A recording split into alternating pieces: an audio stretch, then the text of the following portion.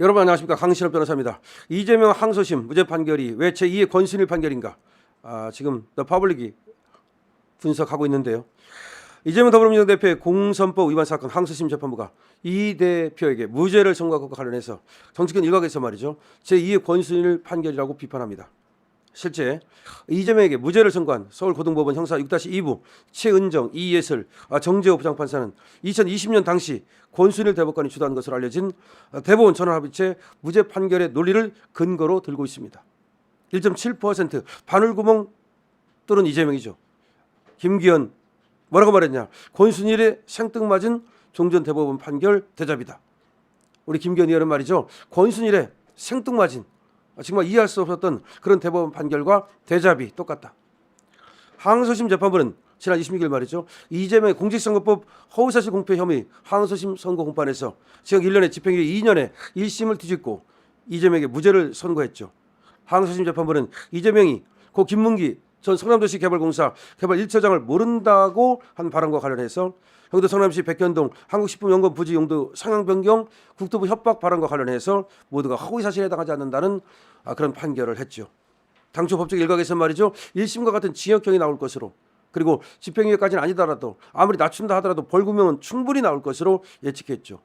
그런데 항소심 재판부가 말이죠. 1심 판결 결과를 완전히 뒤집고 완전 무죄를 선사했죠. 이렇게 예상한 사람은 거의 없었다는 것이 중론입니다. 그래도 그럴 것이 말이죠. 최근 3년간 2021년부터 2023년까지 형사 항소심 판결을 분석해 보면 1심에서 징역형의 집행유예를 받고 그리고 무죄로 뒤집힌 사건은 1.7%에 불과합니다. 총 35,099건 중에 단 585건만 무죄로 바뀌었습니다. 1.7%의 바늘구멍을 뚫은 겁니다.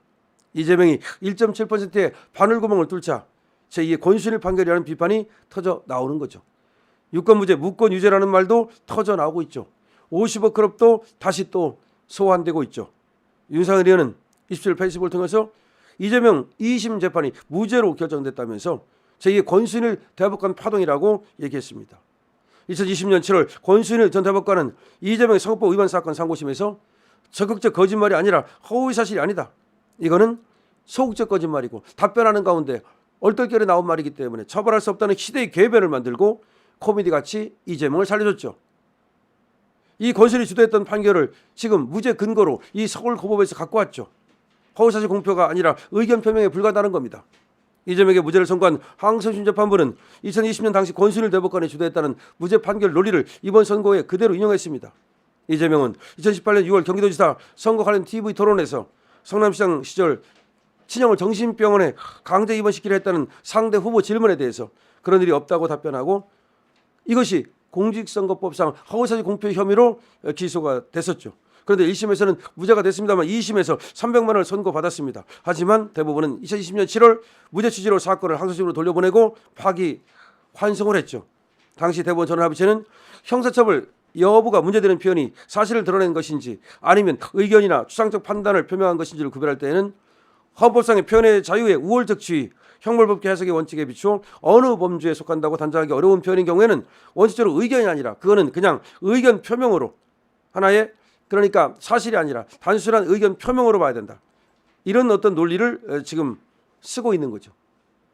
그런데 이번 항소심 재판부도 말이죠. 5년 전 권순일 전 대법관이 주도한 판례 2020년 7월 16일 선고 2019도 13328 전원합의체 판결을 근거로 해서 이재명의 국토부의 협박에 따라 어쩔 수 없이 백현동 부지 용도를 상향 변경했다는 취지의 발언이 허위사실 공표가 아닌 단순한 의견 표명이라고 얘기한 겁니다.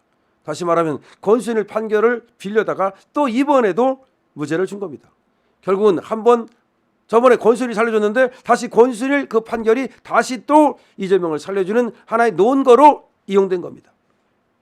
이번에 항소심 재판부는 말이죠. 같은 법리에 비추어 원심이 당심이 적법하게 채택해 조사한 증거들에 의해 인정되는 다음과 같은 사실 또는 사정 등을 종합하면 이라고 하면서 그러니까 당심이라는 것은 자기들이 재판의 이 항소심 그리고 옛날에 했던 그 대법원 전원합의체 권순일 판결 그거에 비추어 보면 이번 백현동 용도 변경과 관련해서 지금 합박을 받았다는 말은 이건 허위사실 공표죄로 처벌할 수 없다. 그거는 그냥 의견이다. 그런 생각을 말한 것이지 그것이 허위 사실이라고 볼 수가 없다. 이렇게 판결을 한 겁니다. 이 항소심 재판부는 정말 궤변을 늘어놓았다는 것이 최재형 전 중앙지방법원장의 얘기도 한데 이게 납득하기 어렵다는 거죠. 반론이 굉장합니다. 국민 모두가 국토부의 협박으로 용도병을 했다는 이재명 대표의 말을 들었다는 거죠. 이재명이 협박이라고 말을 분명히 했어요. 그런데도 불구하고 협박을 갖다 그냥 압박으로 느꼈다. 의견 표명에 불과하다. 국토부 등과 또 의무를 부과했으니까 그렇게 생각할 수 있다. 이런 식으로 완전히 이재명 편에 서서 이재명 변호인 입장에 서서 이번에 항소심 판결을 한 거죠. 재판에 나온 수십 명의 증인은 말이죠. 지금 성남시 지금 공무원들을 비롯해서 국토부 공무원 역시 누구도 협박을 들었다고 또 협박을 했다는 사람이 한 사람도 없었습니다. 그럴 것 같으면 증인을 왜 부릅니까? 그리고 국토부가 성남시에 보낸 공문에도 말이죠. 성남시에서 알아서 판단하라. 적의 판단이라고 되어 있습니다. 적의 판단. 적의 판단이라는 것은 성남시에서 알아서 판단하라는 겁니다. 근데 이것이 의무 부과로 느끼고 협박으로 느낄 수 있다는 겁니다. 아니 왜 협박을 느낍니까? 어차피 그 백현동 아파트를 허가 내주고 안 해주고는 그거는 누가 하는 겁니까? 성남시장의 권한입니다. 국토부의 권한이 아니에요. 그러니까 국토부는 공문을 보내면서 성남시에서 알아서 판단하라. 그 알아서 판단하라는 것이 그것이 협박입니까? 그리고 또 협박으로 느낍니까? 그런데 왜 더군다나 이걸 자연 녹지에서 준주거지구로 4단계나 서양을 해줍니까? 만약에 그 협박을 받아서 진짜 했다면 한 단계나 두 단계를 해야지 왜 4단계를 합니까? 국토교통부에서 4단계를 하라고 했습니까? 아니죠. 이번 이재명 대표 2심 판결은 무죄를 정해놓고 노래를 꿰어 맞춘 완전히 짧게 판결이죠. 그리고 누군가가 지금 써준 것 같은 느낌을 받죠. 왜냐하면 다운표라든가 여러 가지가 너무나 문제가 있죠. 그야말로 허술한 판결이죠.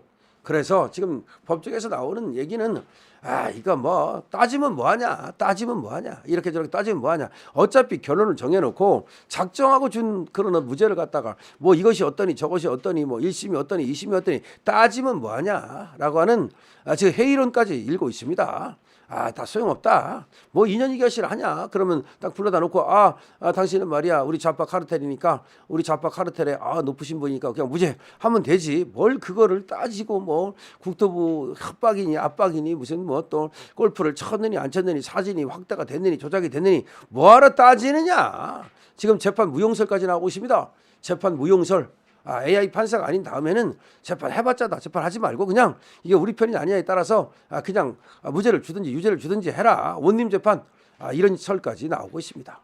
지금 국민들의 실망이 이번 이재명의 무죄를 계기로 해서 엄청나게 확산되고 있고 사법부의 어떤 그 혁명적 변화 개혁이 있지 않으면 이제는 한동안 그야말로 이 재판에 대한 불신 피하기 어려울 겁니다. 재판 무용론이 나오고 있다는 말씀 드립니다. 하면 뭐하냐 이런 얘기입니다. 여러분들 어떻게 생각하십니까? 댓글로 많이 남겨주시죠. 강시엽입니다.